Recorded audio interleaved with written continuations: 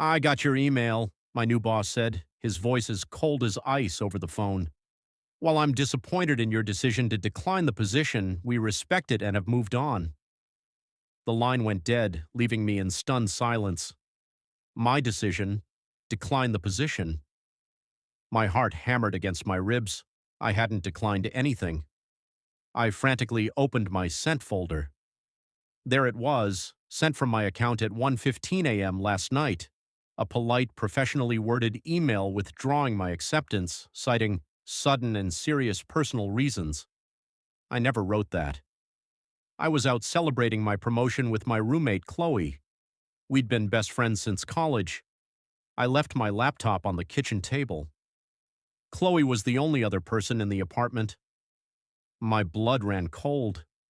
I called the HR department. The director sounded hesitant.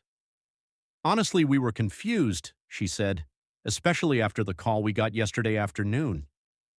What call? I asked, my voice barely a whisper. A woman claiming to be your current supervisor called for an unofficial reference. She said you were a talented but unstable employee, prone to emotional outbursts. She said we were making a mistake. My real supervisor is a man, and he loves me. The description she gave, it sounded exactly like Chloe's manipulative ex-boyfriend. Chloe's words, it all clicked into place. Her overly enthusiastic celebration last night. Her weird comments like, "Are you sure you're ready for this?" It's a big, scary world out there. Her saying she'd miss me so much she didn't know what she'd do.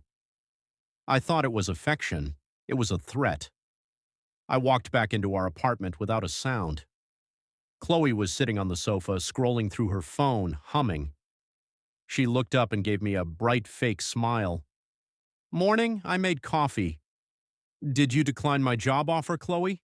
I asked. The smile vanished. A flicker of panic crossed her eyes before being replaced by a cold, hard stare. "I was protecting you," she said, her voice flat. "You weren't ready for that job. You would have failed and come crawling back in 6 months completely humiliated."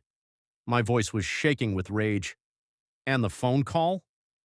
You pretended to be my boss to sabotage me?" "I was helping," she snapped, standing up. "You get these big ideas, but you can't handle the pressure. I know you better than you know yourself, and you were just going to leave me here, weren't you? After everything I've done for you?